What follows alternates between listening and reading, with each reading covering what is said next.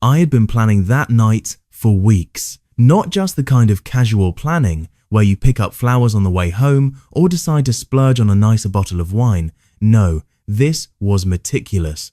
I had every single detail mapped out: the lights, the music, the timing. I wanted everything to be perfect.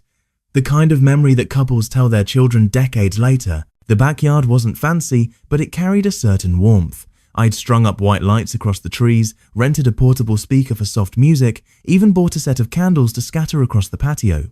My friend had offered suggestions, but I'd insisted on handling it myself. This was personal.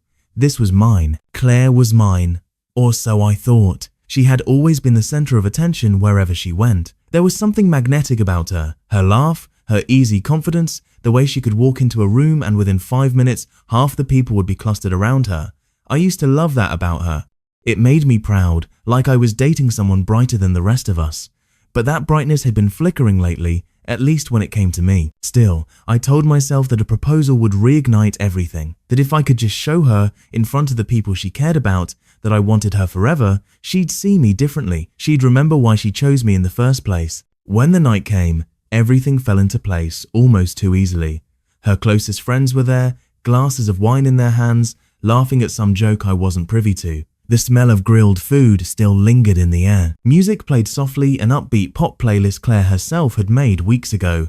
Everyone was in good spirits, and the moment felt right. My hand slipped into my pocket, feeling the small velvet box I'd been hiding. My heart hammered so loud, I was sure someone could hear it. I told myself, this is it. This is the night you step into the future. I walked toward her. Claire stood near the string lights, glass of wine in her hand. Her friends gathered around like satellites orbiting their Sunday.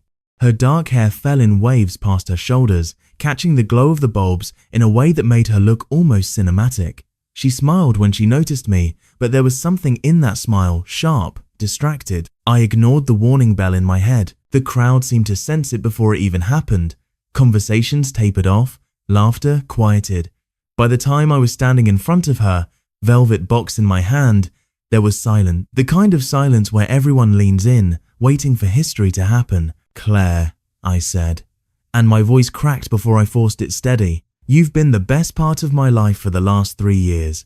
You've made me laugh, you've made me better, and I can't imagine a future without you.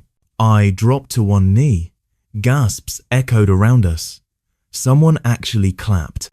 The box clicked open, revealing the ring I'd spent more money on than I care to admit. A classic cut, elegant, nothing flashy, but perfect for her. Or at least the version of her I thought I knew. Will you marry me? I expected tears. Maybe a hand over her mouth, the kind of shock that melts into joy. I expected her to hug me, to kiss me, to whisper yes so quickly it would blur with the question itself. What I didn't expect was laughter, not a nervous laugh, not even a surprised chuckle. Full-on, head-thrown-back laughter that cut through the music and the murmurs.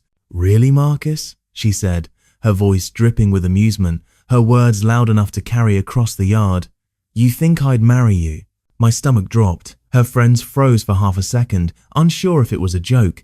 Then Claire twisted the knife. I'd rather stay single forever than tie myself down with you. The way she said you like it was a curse, like I was beneath her, echoed in my ears. And then the laughter started. First a few giggles, then full-bodied chuckles. Some people tried to hide it behind their glasses. Others didn't even bother. I was still on one knee, the ring box open, my hand trembling. My heart wasn't just breaking, it was being stomped on, shredded by the very people I had invited to witness the most important night of my life. And Claire? She thrived in it. She soaked in their laughter like it was applause, her eyes sparkling not with tears of joy, but with the satisfaction of being the center of attention once again. For a second, I couldn't move. I just stared at her, at the woman I thought I loved, the woman I thought loved me. My brain scrambled for explanations. Maybe she was drunk. Maybe she misunderstood. Maybe this was some sick attempt at humor. But then I remembered the signs I had ignored. The late nights she brushed off with vague excuses. The way she stopped touching me tenderly, her kisses becoming routine, distracted. The text messages she guarded a little too closely. I had pushed all of it aside, convincing myself I was paranoid, convinced myself she was just stressed, busy, tired. But in that moment, on my knees in front of a backyard full of people, I realized the truth. Claire wasn't mine anymore. Maybe she hadn't been for a long time. The cheers had turned into an avalanche of cruel snickers. My ears burned, my face hot with shame. My instincts screamed at me to run, to escape the humiliation. But something inside me resisted. Slowly, I closed the velvet box and slid it back into my pocket. I stood up, forcing my shaking hands to still, forcing my lips into a calm smile. I looked Claire straight in the eye. For the first time in months, maybe years, she faltered. The laughter caught in her throat, her grin stiffened. "If that's how you feel," I said evenly, my voice steady in a way that surprised even me, "then I guess it's time everyone sees the whole truth." The room, or rather, the backyard, shifted. Her friends glanced at each other uneasily, no longer sure if this was a joke. Claire's smile froze, her wine glass trembling just slightly in her hand, and for the first time all evening, the attention she loved so much didn't seem to comfort her. I didn't sleep that night. After the disaster in the backyard, I slipped away before anyone could stop me. Claire's laughter still echoed in my ears, replaying over and over like a broken record I couldn't turn off. Even in the silence of my apartment, I could still hear her friends snickering, see their amused glances, feel the heat of their mockery burning holes through me. I lay in bed staring at the ceiling, the velvet box still in my pocket. The ring inside felt heavier than a stone, heavier than shame itself. Every time I closed my eyes, I saw Claire's face, the smirk, the disdain, the way she said you like I was something she needed to wash off her skin. By dawn, I wasn't angry anymore. I was hollow. And in that hollow space, a thought whispered, what if this wasn't just about the proposal? What if it was about something bigger? I knew. Deep down, I already knew. The signs had been there, small fractures in the glass that I ignored until the whole thing shattered. The late nights at work, the texts she guarded like they were classified documents, the way she'd started turning her phone upside down when it buzzed, or how she'd step out of the room to take a quick call. At first, I told myself it was stress. Everyone goes through phases. But now, after what she'd done in front of all those people, I couldn't pretend anymore. The first clue. The next morning, I brewed a pot of coffee and sat at the kitchen table, staring at my phone. My thumb hovered over Claire's contact, debating whether to call her, to demand an explanation, to beg for something that sounded like the truth. But then I thought of her laugh, the cruelty behind it, the way she looked at me as if I were a punchline. No, I wasn't going to beg. Not this time. Instead, I opened up her Instagram. She loved posting stories, drinks with the girls, fancy dinners, nights out. Most of it looked normal, but something stood out. In picture after picture, there was a shadow. Sometimes a glass raised just at the edge of the frame, sometimes the reflection of a figure in a window, sometimes just a hand, familiar yet not mine. I scrolled further, examining every detail. The same watch appeared in 3 different posts, expensive, silver, with a distinct blue face. I knew it wasn't hers. Someone had been with her. Often, the Whisper Network. 2 days later, I ran into Derek at the gym. He was one of Claire's friends, part of the same circle that laughed at me that night. He looked uncomfortable the moment he saw me, shifting his weight from foot to foot, avoiding eye contact. "Hey," I said casually, wiping sweat from my forehead. "Hell of a night, huh?" "Yeah. Sorry about that, man," he muttered. Something in his tone cracked open the door. He knew more than he was saying. "Tell me something, Derek." I pressed. "Was it really that funny? Or did you guys know something I didn't?" His face went pale. He opened his mouth, closed it, then shook his head. I don't know, Marcus. Look, maybe you should talk to Claire." But he couldn't hold my gaze. That told me everything I needed. They knew. All of them. The phone call. That night, Claire called me. Her name lit up my phone, and for a second, my heart betrayed me. It wanted to answer, wanted to hear her voice. I almost let it go to voicemail, but curiosity won. "Marcus," she said, her tone flat, annoyed. "Why are you making this into a big deal?" I almost laughed. "Why am I making this into a big deal? You humiliated me in front of everyone," I snapped. "That wasn't a no, Claire. That was a performance." "Who was it for?" A pause. Then, a scoff. "You're being dramatic. We weren't working out anyway." "Then why not just tell me? Why wait until I proposed in front of your friends?" Another silence. This one heavier. When she spoke again, her voice was colder. Because it was never about you, Marcus. It was about me. And I don't owe you an explanation. Click. She hung up. I stared at my phone, anger rising in waves. She didn't deny it. She didn't even try. The investigation. If Claire thought I would just roll over, she underestimated me. I started small, checking her social media more carefully, noting where she'd been, who she'd been with. A pattern formed. The same bar, the same nights, and always that same damn watch in the background. I asked around, subtly at first. Her co-workers clammed up, her girlfriends gave vague answers, clearly rehearsed. But gossip has a way of slipping through cracks. It was at a coffee shop where I overheard two of her so-called friends whispering, "Claire's been reckless. If Marcus ever finds out about him." I leaned in, pretending to read an email, my pulse quickening. Yeah, but she doesn't care. She likes the thrill. Besides, everyone already knows except him. Everyone already knows except him. The words hit me harder than her rejection. I wasn't just betrayed. I was the fool, the last to know. The confirmation. I had to see it for myself. The following Friday, Claire told me she had a late work meeting. My jaw clenched, but I played along. Of course, I said. Don't work too hard. As soon as she left, I followed. She didn't go downtown. She didn't even go near her office. Instead, she drove straight to a sleek restaurant on the other side of town. A place we'd been to once for our anniversary. I parked across the street, my hands gripping the steering wheel so tight my knuckles turned white. And then I saw him, tall, broad-shouldered, sharp suit, the silver watch glinting under the streetlight. He leaned across the table, his hand covering hers, and she laughed the same laugh she used to save for me. My stomach twisted. My chest burned. There it was, the truth, undeniable, right in front of me. Claire wasn't just done with me, she had replaced me. The hollow victory. I sat there for nearly an hour, watching them eat, talk, laugh.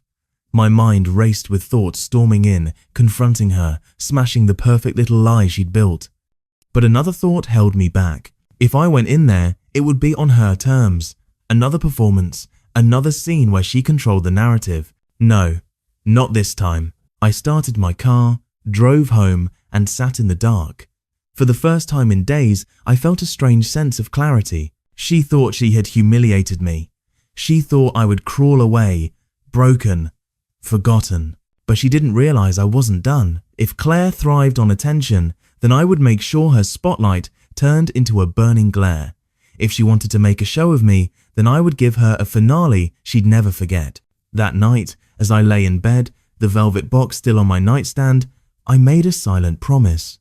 The truth wouldn't stay hidden, and when it came out, everyone would see Claire for who she really was. Not the radiant star of the party, not the charismatic queen of her circle, but a liar, a cheat, and the woman who destroyed herself in the pursuit of attention. For days after I saw Claire with him, my mind wouldn't quiet down. Every time I closed my eyes, I replayed the image of her leaning across the table, her hand in his, laughing like nothing in the world could hurt her. It wasn't just the betrayal that burned, it was the performance. She had turned me into a fool in front of everyone, a prop in her show, and now she was parading around with him like I had never existed. Most people would have confronted her, screamed, demanded closure, but I had already seen where that led. Claire thrived on drama. She wanted attention, whether it was positive or negative. If I confronted her outright, she would twist it, turn me into the jealous ex, the bitter loser. No, that wouldn't do. If Claire loved the spotlight, then I would let her stand under it, except this time, the light would expose her, not glorify her. The calm before the storm. I forced myself into silence. When she texted, I gave short, polite replies. When she called, I kept my tone even, detached. I didn't beg. I didn't yell. I didn't accuse. That alone unsettled her. "Why are you acting so weird?" she asked one night over the phone, her voice cautious. "Weird?" I echoed. "Just busy. You know how it is." The truth was, I was busy gathering every piece of the puzzle. I started by saving her social media posts, screenshot after screenshot. The background details that most people ignored became my ammunition. The watch, the suit, the same restaurants, the same nights. I collected it all. Then I dug deeper. A friend of mine worked in IT and owed me a favor. Within days, I had access to fragments of her messages enough to piece together that the man was not only someone in her circle, but someone married.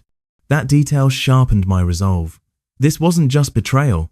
This was hypocrisy at its finest. The friends who knew. I couldn't stop thinking about the laughter that night, about how her friends had joined in, like a chorus mocking me. They thought I was the fool, the last one in on the joke, so I reached out, subtly, to a few of them. Not to accuse, just to test the waters. Funny how Claire surprised me. I said to one of her girlfriends, Anna, when I ran into her at a cafe. Anna's eyes darted away. Yeah, I didn't know she was going to do that, but her voice wavered. She knew. Another time I bumped into Derek again. This time I leaned closer, my voice low. Don't worry, Derek, I already know about him. The way his face drained of colour was confirmation enough. They were all complicit. Every smile, every glass raised in that backyard had been a mask covering the truth. And masks, eventually, slip. The evidence. It wasn't enough to know. I needed proof that no one could deny, so I followed them again. Not every night, just enough to catch patterns. They were reckless meeting at the same places, touching too freely in public, laughing too loudly. It was like they believed they were untouchable. I took photos. I recorded videos. Every laugh, every kiss, every lingering touch. I kept my distance, careful not to be seen. Piece by piece, I built a case, but it wasn't just about exposing the affair. It was about when and how. Timing mattered. If I revealed it privately, Claire would spin it. She'd cry, deny, manipulate. No, I needed to strike when her stage was brightest, when the audience was largest. The same way she humiliated me. The perfect stage. Claire's birthday was coming up. She had been planning a huge party fancier than anything before. Invitations had already gone out, and from what I overheard, she was excited to show off her new chapter. It was perfect. I would give her exactly what she craved. Attention. But instead of admiration, she'd get the truth. I pictured it over and over in my head. The lights, the laughter, her smug smile, and then silence. Gasps. The truth laid bare for everyone to see. I didn't want to ruin her. I wanted her to ruin herself. The subtle shift. In the weeks leading up to her birthday, I kept playing my role. Calm, distant, polite. I even agreed to come to the party when she asked, pretending I was trying to stay friends. She seemed almost smug about it. Good, she said. I'm glad you're moving on. Moving on. The words tasted bitter, but I smiled anyway. Every day, I polished my plan. I organized the evidence, making sure it was undeniable. I rehearsed what I would say, how I would look, how calm I would remain while her world cracked open. It was strange. The more I planned, the lighter I felt. The humiliation that had weighed me down started to fade, replaced with something sharper purpose. I wasn't just a victim anymore. I was the one holding the final card, the eve of the reveal. The night before her birthday, I sat at my desk, the velvet ring box beside me. I opened it one last time, staring at the ring. It didn't sparkle anymore. It looked dull, lifeless, like it knew it had been wasted. I closed the box and set it aside. Tomorrow, it wouldn't matter. I looked at the folder on my laptop, full of photos, screenshots, recordings. Proof that Claire Williams wasn't the radiant star she pretended to be. Tomorrow, she would shine under a different kind of light, the light of truth. And this time, everyone would laugh, not at me. Claire's birthday party was everything she had promised. It would be loud, glittering, full of people who orbited her like she was the center of the universe. When I walked in, the first thing I noticed was the lights. Expensive chandeliers glowed above the rented hall, casting golden warmth across polished tables and champagne flutes. Balloons clustered in corners, a massive banner stretched across the wall. Happy birthday, Claire. She had gone all out. A DJ played in the corner, people laughed over cocktails, and Claire herself stood at the center, radiant in a shimmering dress that clung to her like a second skin. She looked like she owned the night, like nothing could touch her. For a moment, it almost felt like déjà vu, the same setting, the same laughter, the same people who had once watched me kneel with a ring in my hand. Except this time, I wasn't the fool. This time, I was the storm. The setup. Claire spotted me across the room.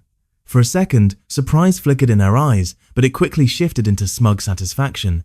She sauntered over, wine glass in hand, her smile sharp. "Well, well," she said, loud enough for others to hear. "You actually came." "Of course," I said smoothly. "Wouldn't miss it." Her friends glanced at me, some with pity, others with thinly veiled amusement.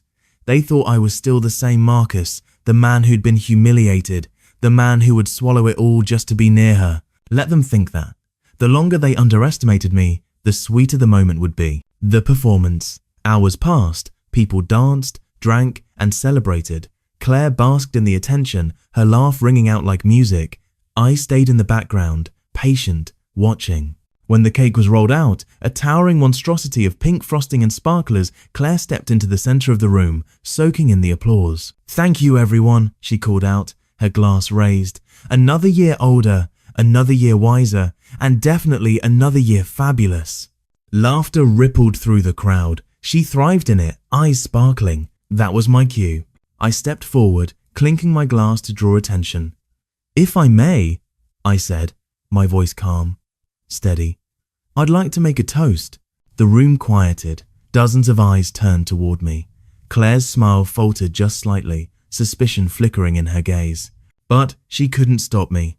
Not here, not now. The toast. "I want to raise a glass," I began, holding mine aloft, "to Claire Williams, the woman who taught me that sometimes the people we trust most are the ones who wear the best masks." A murmur spread through the room.